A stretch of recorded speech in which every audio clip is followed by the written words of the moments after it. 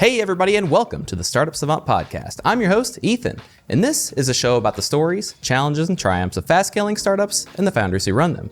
Our guest on the show today is Ken Gavranovic. Ken's history in business and tech is just out of this world. He's led successful acquisitions. He's founded a company. He's taken it public. He's founded multiple companies, actually. He's held so many roles at so many different companies, and I'm just going to give you a list in order. Founder, CTO, CEO, CTO, VP, partner, VP, VP. There's a little trend there. EVP, SVP, CPO, and he's currently the COO of Blameless, and you'll see why I had to take a big breath for that. Ken is joining us today to talk about his new book, Business Breakthrough 3.0. And I'm going to try to pack as much into this conversation as I can, so let's just get right into it. Ken, thanks for joining me today. Ethan, so thank you for having me. I'm really excited. I'm stoked, and let's just jump right in. And let's start even before the beginning. How did you originally get into software development? And then can you kind of wrap that into a brief synopsis of your background? Sure. Yeah, I'll try to do a short version because a bunch of different titles that we talked about. I guess it probably started as a kid. I remember going to see this movie called War Games. And it wasn't about the war part, but it was this idea that a kid could sit in his house and if he knew how to code, could literally do anything, change the world. And from that, I bought books to teach myself coding. And I think I was like 13, and my mom would come over and there'd be all of these like 40-year-olds sitting with their 13-year-old. It's because I had kind of taught myself advanced programming. Later, I remember at my first job, I was drinking my coffee, walking down the hall, and I saw everybody standing in line. And one of the things I've always thought about is efficiency. I think a lot of people that start businesses like that, there's got to be a better way. We got to make it different, right? And I saw everybody standing in line. They were all waiting to use this thing that I don't know if you heard of back in the day called a fax machine. Ooh. And they were all going to go fax stuff. And I was like, that's crazy. That's an incredible waste of time. So I went to the boss and I said, hey, you know what? I can write something where everybody can sit at their desk and fax. I wrote it. The next year, we sold $2 million worth of that software. So that was my first big entrepreneurial thing, and also a good lesson because I didn't own any of it. So later I was like, hey, wait, you made millions and I didn't get much. So yeah, that was an early lesson in like when you're being an entrepreneur to make sure that you own a good piece of what you're creating. If you want, I could share some of the other stories, just give you like that brief background of titles if that's helpful. I'm never going to turn down a story, so have at it.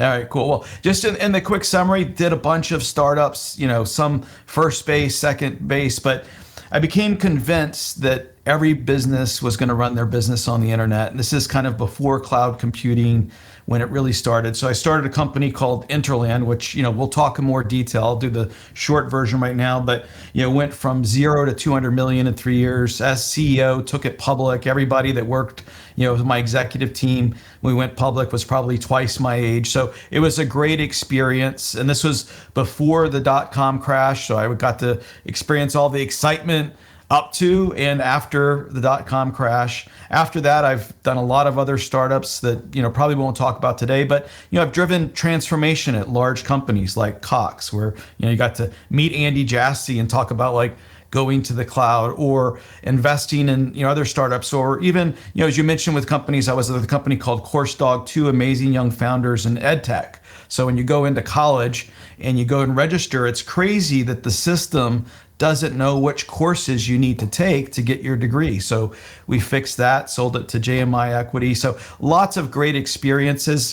For those people that are in the technical land, I was at a company called New Relic, which was a public unicorn, where I ran product and engineering. And now I'm at a really exciting company that's called Blameless, that's funded by some of the biggest VCs on the West Coast, really changing the way enterprises build better software and more reliable software. So really glad to be here and hope to share some stories that will help your readers on their journey in entrepreneurship.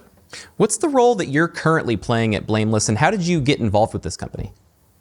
Really good question. So from my experience in Cox at other places, when software breaks behind the scenes, so Blameless has like Ticketmaster as a customer, Home Depot, but when software breaks, there's people have to communicate what broke, they have to fix it. They have to then write up a report. They have to figure out how they not make that happen again. and then they have to make sure they actually fix that thing. That's a very manual process in so many companies. And so Blameless was built to do that in a way that's blameless. Like, let's fix these things, but not pointing fingers. And so I was really excited about the idea. And I'd worked with Jim Ghoshee, who's the CEO of Blameless at New Relic. And so he invited me over, and I joined around 7 months ago. And I run the go-to-market. In this company, I run the go-to-market organization, customer success. But to your point, I've run product, I've run engineering. I've kind of been a CEO. I've kind of seen all different roles in scaling a business. Yeah, it really seems like, and just from that long list of C stuff, you've really done a lot of everything. And I know that this current role that you're playing, this is your strategies there are something that we're going to get to talk about here in a little bit, and I'm stoked for that. But I want to go deeper into this story of the company that you founded and took public, of Interland. So can you kind of give us a little bit of detail on how that got started and what you made of it? Yeah, absolutely. So I shared, I think in our interview earlier, when I was very young, I built a software, and within a year we started selling $2 million worth, and I didn't really have much ownership, and the person that owned the company made $1 million. So that always made me feel like whatever I created, I wanted to try to make sure that everybody had equity, everybody had upside, because it takes a team to build a really good business. It's not about a person. Like I always say, great people don't need managers, they need leaders. And I was down in Florida at that time, and I'd started a business doing what they call web hosting, now they call cloud computing.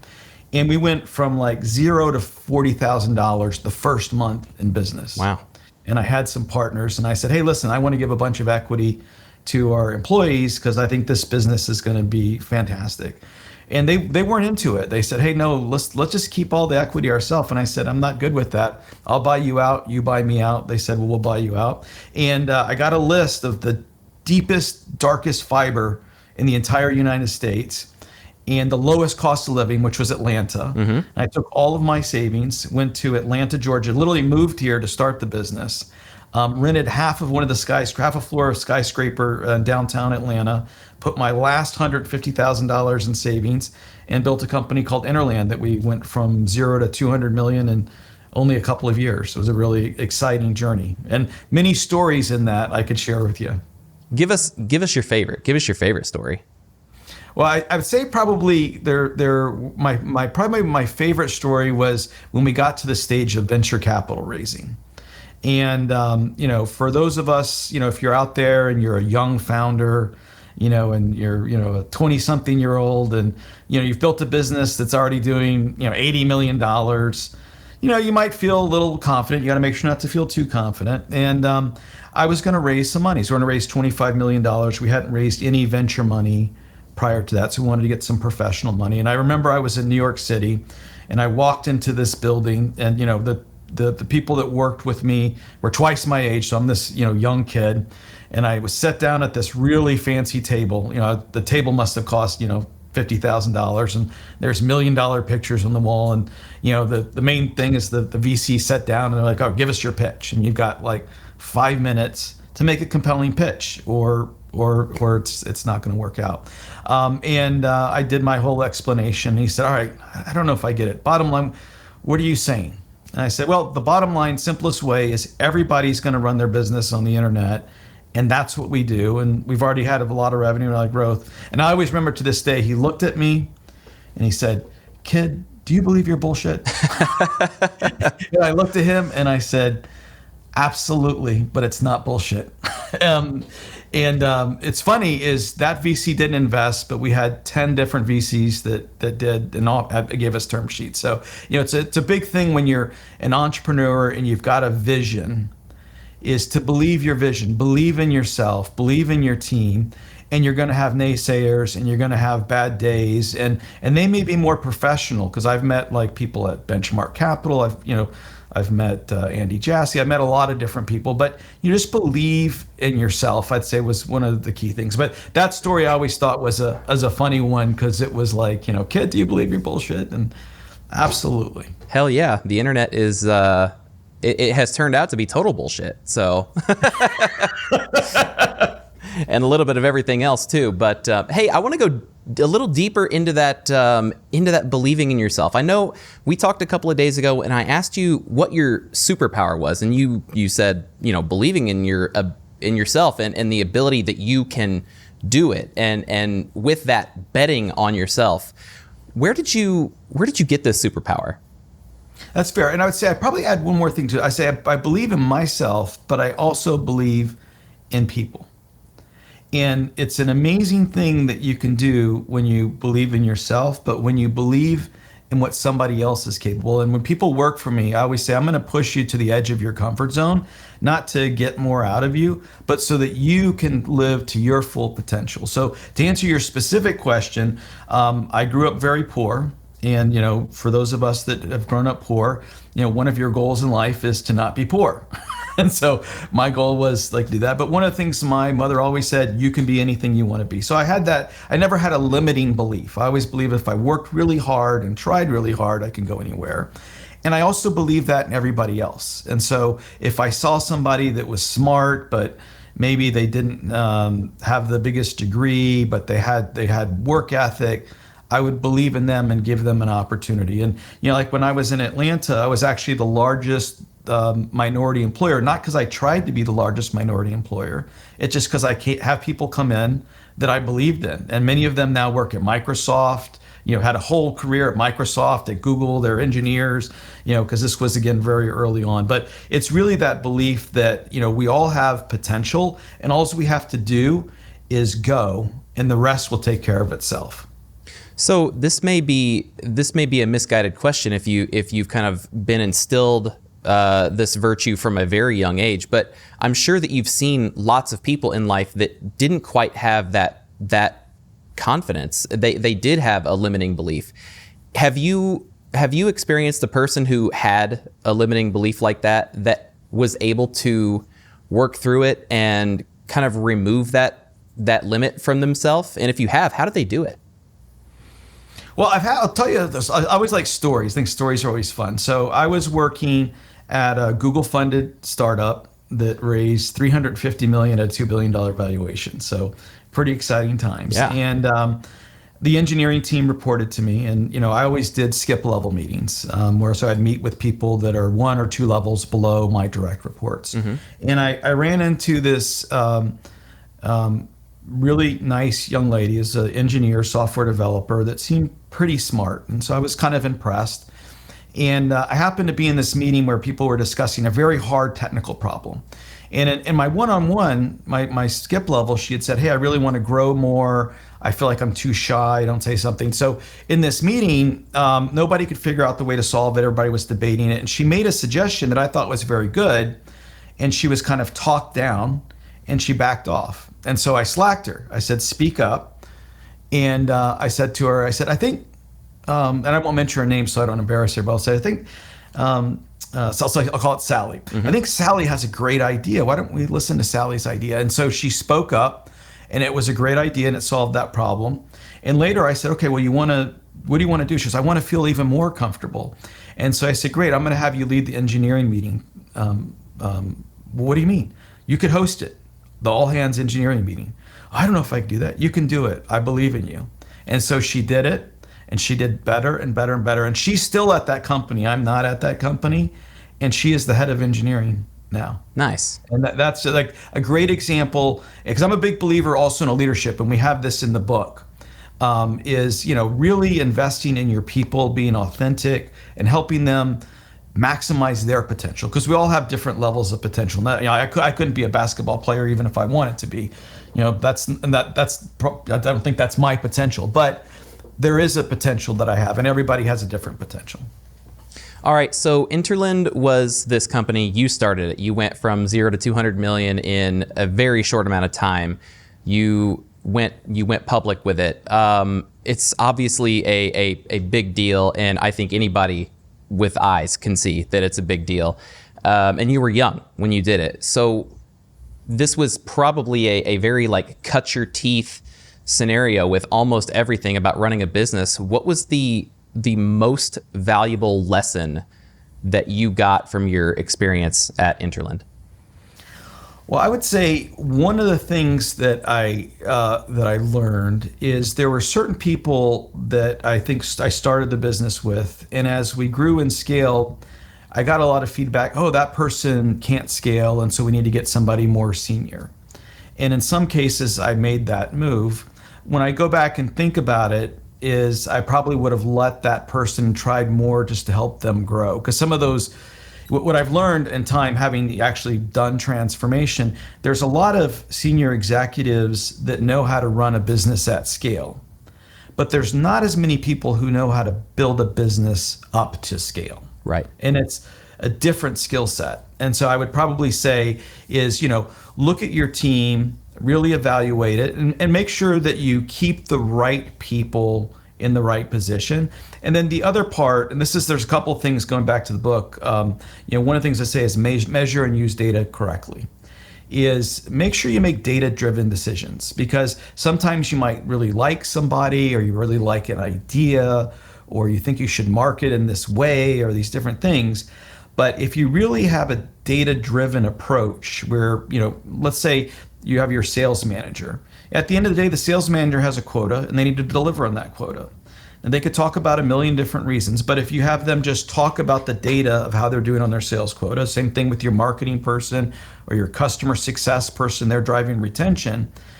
Data doesn't lie, and make your decisions as a leader on data. That would be the other part that I would say, is in the book and something I'd coach everybody at all levels to do, make data-driven decisions.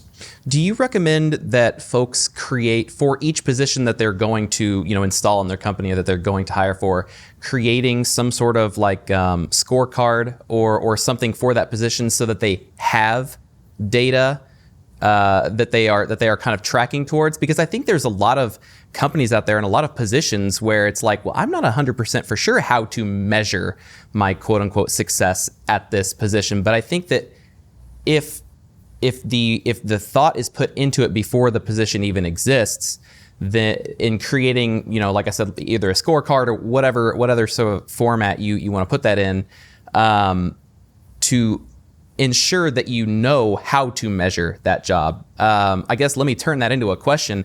How do you ensure that all positions have data backing or goals that they can work towards? Great questions. And I'll say there's two parts to that. Is one, you want to use a framework that makes sense for you. They're called critical thinking frameworks. Mm-hmm. I like objective key results, and we've got some things in the book, because you can do these critical thinking frameworks right, or you can do them wrong, and you'll get totally different results. If you do it right, what it really helps you and your leadership team or whoever's working with you starting this business is, what are the objectives that we're trying to do? And that's usually people are pretty clear. And then the key results. So think about, our objective key result. Mm-hmm. How will we know that we're there? How do we know that we accomplished that objective? And usually that's a lot easier than going back to the dashboard. So I always say, first put a critical thinking framework in there. What are the objectives that we're trying to do with this company? We want to close 200 new accounts. We want to get top performer reward in Gartner, whatever it is. And how will we know we do that? So key result might be easy on the Gartner one. It's Gartner wrote about us. Mm-hmm. Key result might be revenue. Maybe it might be something different. But when you put that framework in, that really, first of all, keeps everybody aligned in all of these different groups in your organization. So we're all driving to those objective and key results. And then your question about how do we go to the specific data, I often like to flip it around to the team member if you want. You can start, let's say we're building it from scratch, and I hired you for marketing. I might give you all the answers, but what I often try to do as a leader is challenge people to come up with their own answers, because then they'll scale more. I might say, great, it's a month from now. How will you know you're successful? Mm-hmm. And you just asking a question like that, how will you know you're successful? Then someone say, well, I created some leads at the sales team. Great. So how many leads did you create? Well, I created 50. I created 100. Okay, great. And how will you know that 50 or 100's enough? Well, because the sales team has a quota of 10,000 and they convert. And so now you'll get to that dashboard. So you've got that.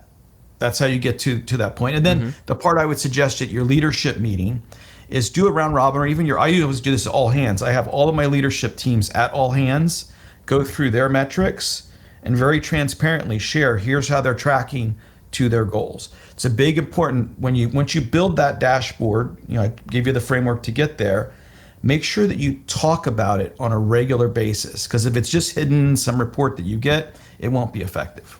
Hopefully I answered your question. Yeah, I believe you did. I really believe you did. And I know that this also kind of drives towards another point that I've heard you make in other podcasts of being results oriented as opposed to task oriented. Yes. And I think that that's an incredibly important thing for a company to have in their kind of ether. Is there anything else you would say on objectives or results versus tasks? Yeah, well, and here's what I would say. I call it outcomes over activities. Mm-hmm. Yeah, yours is better than mine. Activities over outcome. And there's so many times, and it's real simple if you know what to do. And if you listen and someone checks off a bunch of tasks that they completed and says success, then you're driving your company activities over outcomes. If you're driving outcomes over activities, then it's very clear that those particular things they're talking about matters. And it's funny when you see it, like you've seen, let's call it a project. We're going to go rebuild this part of our software. If the objective is we're going to go rebuild this piece of our software, that's activity over outcome. Yeah. If we're going to refactor this piece of our software to make it easier for users to engage, and we know they're going to engage by these key results, if that's success, that's outcomes over activities, and you have a night and day difference in results. All right. Thanks for putting that in there. I think that that's a really important kind of mindset to bring to your business. So let's talk a little bit about the book. The book is called Business Breakthrough 3.0, and there are several topics in the book, and I'll give them a quick list because we're just going to go deep on one of those. The topics are mission, vision, and values, critical thinking frameworks, which we already touched on a little bit, measure what matters, again, we already touched on a little bit, right business structure, product-led growth strategy. And that is the one that we're going to go deep on. But for anybody who wants kind of a full overview in podcast form of this book, there was a really great episode of Lee Atchison's podcast, Modern Digital Business, where you and he went over the book. And he is your co-writer, correct? That's right. Awesome. It was a good episode. I recommend, if folks are interested in the book, definitely go listen to that, but don't stop listening to this before you do that. Yes. All right. So let's jump deep into product-led growth strategy. Can you give us the 40,000 foot view on this concept, and then we can dive in wherever you want? Yeah, I will. And what I'll just say, first of all, in the book, is a lot of the things that we did, like mission, vision, value, like everybody knows you should have a mission, vision, value. What we really try to do in every part of the book is say how to do it. Like there's clear patterns that we see that make you a $50 million business or make you a $1 million business. So when you read through it, that's really what the goal is just having been there. Like Lee, who co-authored it, like worked at AWS and built Beanstalk, the beginning of cloud. So everything in the book is really designed that you can kind of open it. It's a how-to with actionable stories. But to answer your specific question on marketing, when you think about selling and raising capital, the first thing is you're going to sell a product, who's going to buy it, and what's the best way to sell it. I'm going to talk about the software, for example, because usually at times a lot of entrepreneurs are focused on building software businesses because it has a high ROI, nice gross margins, et cetera. There's a term called product-led growth, which the idea, and there's plenty of things you can read about it, it's in the book, but the idea is we can explain on a website or in some sort of marketing material the value, or maybe it's even like a podcast, the value so apparent that someone just reads it and they engage, they buy, they listen, they do that. And then there's other things where it's a little bit more foreign. They actually have to learn a lot more, and so you have to nurture them. You can't just kind of give them the thing. You have to give them a little bit and feed them slowly and get them to know that you're reputable and get them to know that they have a business problem, maybe a knowledge gap they need to learn. And so those are the two big differences. And a lot of times what I see people is they have a complicated product and they think they're going to throw up a website and it's going to just go amazing, and they put it up and nobody comes. right? They can't sell it. They can't get traction. They haven't figured out what it is. And it's oftentimes because that product might be one that needs more nurturing. Maybe people don't understand they have a business problem, or like I was thinking about like a business, your podcast I love because it's about entrepreneurship. So everybody wants to run their own business, but some people might not understand something more complicated, like, architecting for, high availability, they might not know that they need to do that. So that's really what we hit on that book, is that difference between product-led growth, and it really is that the value is apparent, and you can basically just show to the customers. New Relic was a great example where we could literally just say, here's the product, it's free, try it, you'll like it, and you would buy it, and then you would naturally expand. They call the marketing term would be land and expand, so that you would get that free version or that low cost version, and you would naturally just use more. There's other products that you have to spend a lot more time educating customers that they actually have a problem, that you're the right solution to that problem, that you're reputable, that you have high integrity. So there's a lot of things in nurturing, and knowing when you have to take which of those approaches are really, really key to your success. So I think you just brought up the question that I was going to ask, is knowing which one of those products or situations that you as your business are in. How do you work to understand which type of go-to-market strategy you can use for your specific product? Great. Well, great question. I always say test, but here's what the questions you need to ask yourself. Is the problem apparent? And is your solution the apparent solution to that problem? If those are not true, then you're going to have a more sophisticated nurturing program where you bring people through to understand those things. So it might be a sequence of emails and other webinars or other types of things that really get them to understand that. And if you don't know that just naturally, you can simply test it by putting, an ad. Good news, you can put an ad on the internet tomorrow, and you'll see if people click, and then they'll see that if they don't click, then they don't understand they have a problem that you're identifying.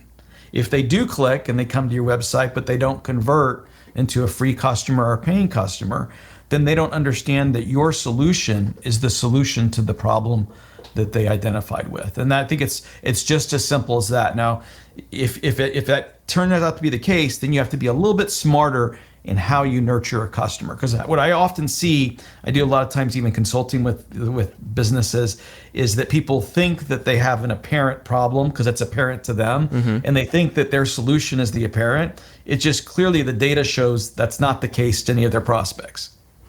All right, so we're looking at product-led growth. What are the other kind of sales options that are on the table?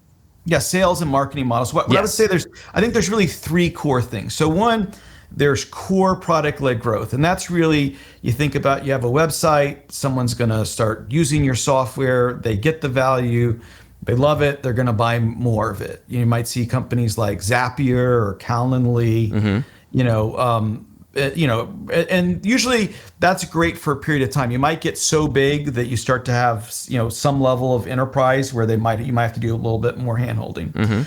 Then there's what I call sales assist, which is be more like a Calendly model, which is you have a certain set of customers that need a little bit more help. Now maybe they're spending $1 million with you. So there's security audits, there's more things that the customer needs assistance in buying that product from you.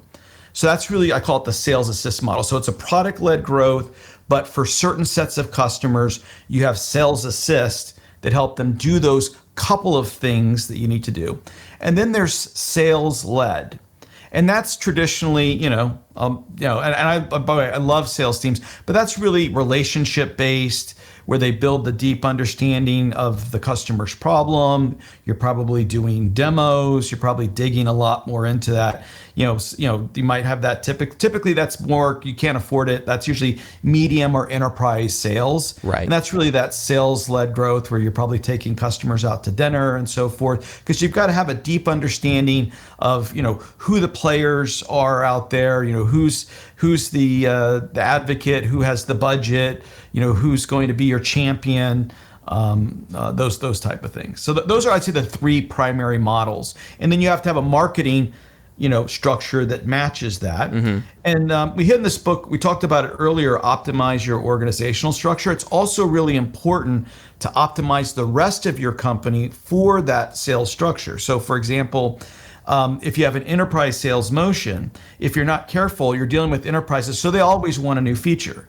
And so if that comes in, you might actually slow down your innovation machine if you don't have something to moderate those one-off requests to make sure you're building the right product for everyone, not one company. Not just one company. Right. Yeah, that makes sense. It feels like the kind of sales-led is for the big software that the gigantic company is going to use for all of their people, and it might even be more of like a semi-custom option, like a Salesforce, where it's a framework, but you've got to build everything kind of on top of it for the specific business that it's working for.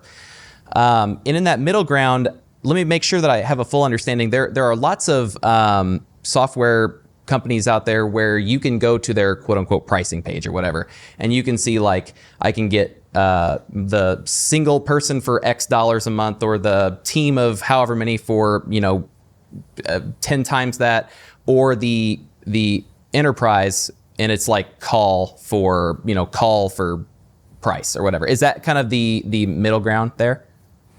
Well, kind of. Let me give you a great example of a company that I think does a great job with Sales Assist, that middle level.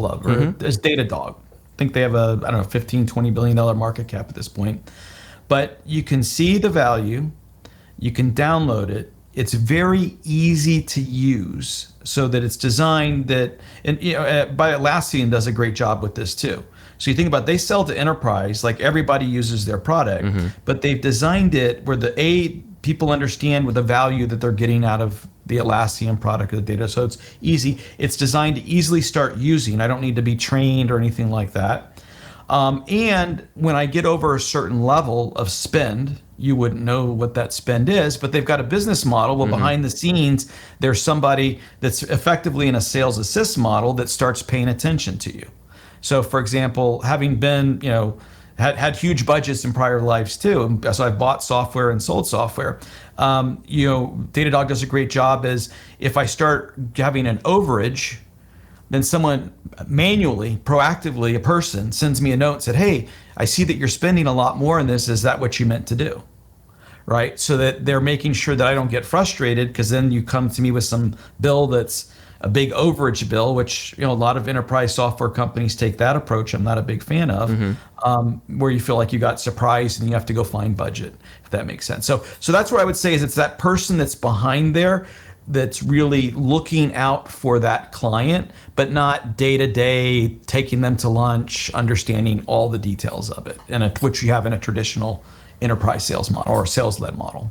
All right, so let's bring it back to actionable. Let's say that I'm a founder of a B2B SaaS product, and we're in the beginning phases where we haven't truly built out a system of sales. The sales that we have been from my being the founder, and I am kind of working as the salesperson. But I want to install a product-led growth plan, marketing, sales, whatever.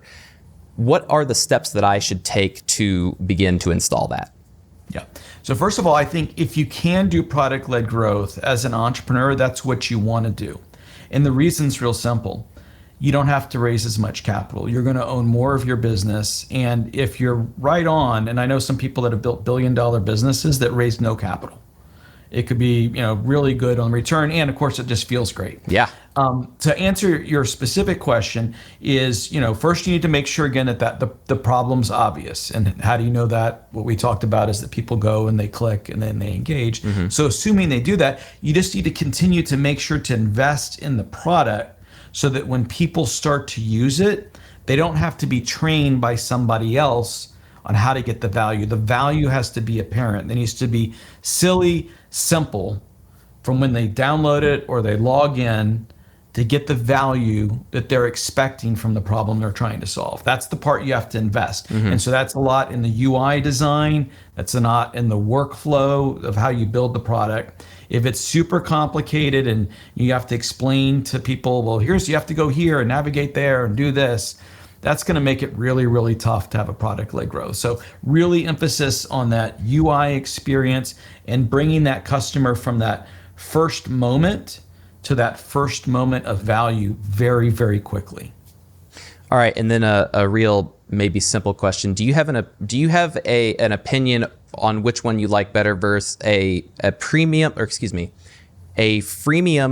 model or a free trial model? Do you like one or the other better?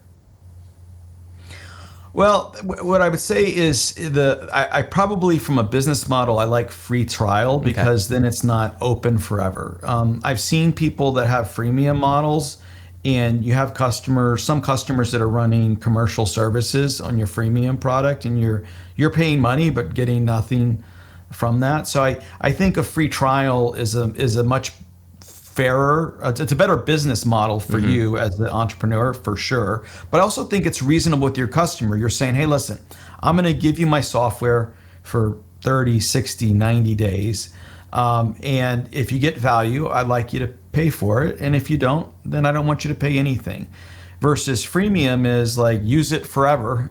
And then eventually I hope that you are willing to pay for it. So as an entrepreneur, I'm more of a fan of the free trial. But, as a consumer, believe me, I like a lot of those freemiums because sometimes, I'll be that person using it forever and not paying. But I don't know if that's a great business model sometimes. Yeah, I think I tend to agree with you. It seems like the freemium model, the folks that are using the free version are probably going to be the ones creating most of your support tickets anyway. So yeah, getting folks in there with some skin in the game and some buy-in seems like a good move. All right, let's jump to the book again. Now earlier I gave the 5 topics that the book covers, but if a founder asked you specifically, what am I going to learn from this book? How would you answer that? I would say you would learn the framework and how to implement the framework to build a business that scales. So all of the key components, because a lot of people think there's a lot of things. And by the way, this applies to even if you're having a restaurant business, any business whatsoever. I think there's really just those 5 things. 1, mission, vision, value is, are people aligned with what you're trying to do? Because then it's not a job. They're excited about that mission. You think about listening to Apple and they said, hey, we're trying to be, eco-friendly and build amazing products. Like, the people and the employees are excited about it more than a job. And so you have to live it. That's super important. The framework, a lot of people haven't even heard of critical thinking frameworks. And so it's really important to understand what those are. So we go into that and then how to execute it. Because I've seen people do OKRs totally wrong, and it just causes a lot of friction. The measure and use data, how do you implement? Because a lot of people will build a report that goes to the CEO. Well, that's useless. That's not going to work. It's not going to drive any behavioral changes. We talk about how you not only measure the data, but how you implement it. And the last 2 things, again, organizational structure. I always say you get what you organize for.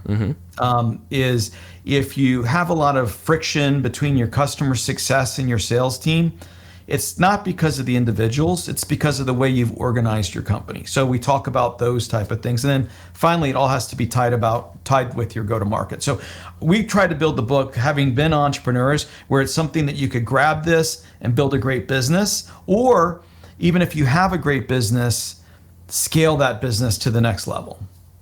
Let's talk real quick about that I already have a business and I want to scale it to the next level. What's the strategy for, I'm a leader, I've created this company, and whatever I have done in the past has not created the best ecosystem to work in. The folks, maybe they're not 100% on board with the mission, vision, values. Maybe I haven't completely been clear on what those are. How do I move from imperfect systems to better systems, to proper systems, without breaking everything along the way? Well, I think it's, as a leader, being, first of all, humble. Like, you've got great ideas, but if you don't put a structure and you don't grow your people to make decisions, it's going to scale as far as you can scale. And Right. I'll give you a real life example. Earlier in my career, when I, through just me having great ideas and pushing it, I scaled a business to 0 to 200 people with some great people. But then I started slowing the business down because too many decisions were coming to me that really didn't need to be made by me, because I had built that. I hadn't built the infrastructure. I hadn't built the process. And that's the big difference. If you go to VC land, there's a magical thing from 0 to 5 million. Once you've got to 5 million, you've got a business that people are interested in. Once you go over 10 million, that's a whole nother measurement. And now the 0 to 5 million's one level of difficulty, the hardest. 5 to 10 million, a little bit more. Once you get past 10 million, now you've got a business that sales. So to answer your question a little bit more explicitly, is you really need to think about growing your people and having the structure so that your business runs without you having your fingers in every place. Otherwise, the business can scale only as far as your capabilities. I think that is probably the best answer that I've heard to a question like that. And it's probably also easier said than done. So I'm going to pick up that book and I'm going to learn how to do it. Let me sneak one last question about the book in here. There are thousands of business books available, and lots of them are good, and some of them are truly not good. So why should people buy Business Breakthrough 3.0 instead of any of those other books out there? Well, that's a good question. I don't know if I'd say instead of, because if you can see, I have quite a few books behind me. I'm a big reader of books. And I've certainly been influenced by many of the books that I've read, as well as my experiences. So what I would say is, what's nice about this book is it's practical, actionable, not theoretical ways that I know and I've seen will help you scale a business. And it's written by, somebody who was early on in Amazon and Hewlett-Packard, someone who's scaled businesses from 0 to 200 million, from 200 million to 500 million, who's run $100 billion systems and had $250 million budgets. And so, I'm a big believer if, experience speaks a lot. And so we try to put a lot of that experience in the book. I wouldn't say I would buy this book over another book, but I think this is a great book for anybody that's collecting. You will get some things that'll be well worth the investment. I've got a lot of accolades. It's fun when you get emails from somebody like, "Hey, I read that and that really helped me in the business." I think it's really something that can move the difference. And I think that's probably why we got Amazon bestseller, in the first couple of weeks in. Congratulations on that, by the way. And Amazon should be, in fact, it should be on my porch right now. So I think I'm going to dive into this thing this weekend and see what I can take out of it. All right, let me jump to the question that I love to ask every person that we've got on this podcast, and that is, what is your number one piece of advice for early stage entrepreneurs? Can I do two? You can. All right. So the first thing I would say is, if you're married, make sure that you and that significant other or girlfriend or boyfriend or whoever it is, they're both in to take the risk. Because when you start your own business, it is risky, but it could be incredibly rewarding financially, emotionally. You're not a cog in the wheel. So I'd say make sure you're aligned, because that's one thing I've seen as a mistake, is where one person's not quite aligned to take that level of risk. So I think make sure you're ready to both jump in full in. And then the next part is simply take action. You've got the idea, go take action, and just trust. I would say trust the universe. The rest will happen. It's out of your hands.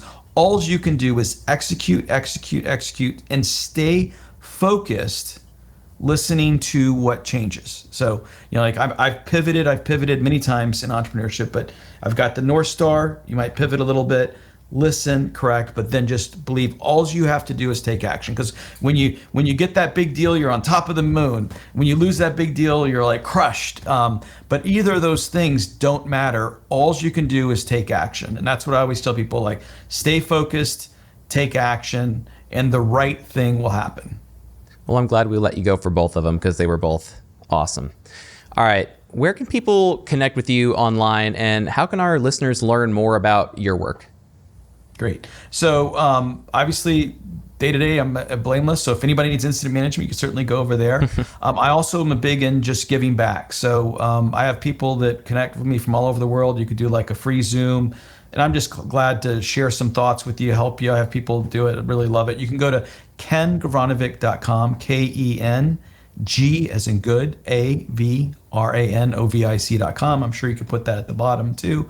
You can go right there. You can get links to download the book. And you can literally just click a button, see a Calendly. And if I have some time available, put some time. I don't charge anybody anything for it. I just like giving back and helping people succeed. So that's the way you get in touch with me. And I've got plenty of connections that can help you, whether it be VCs or other places. So look forward to hearing from you. Awesome. All right. And then just let us know where we can get the book. Ken, this has been so much fun. Thank you so much for coming on to the show and hanging out with me and just giving us all this value. I want to give you the last word.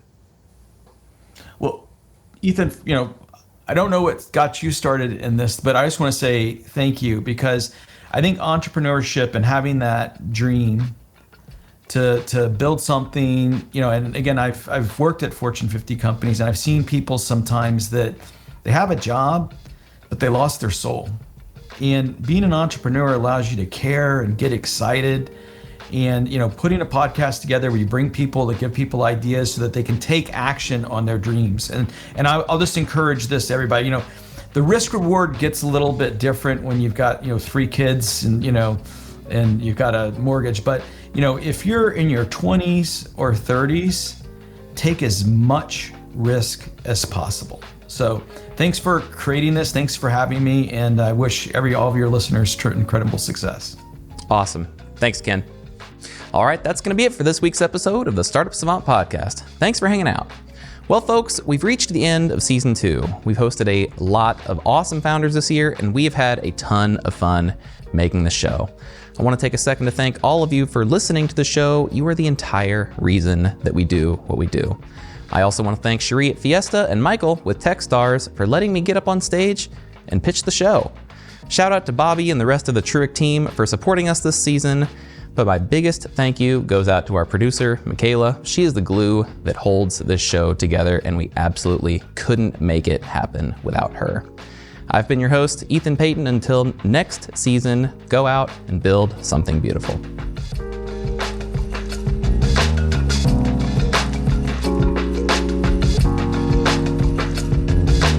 The Startup Savant podcast is produced by Truick.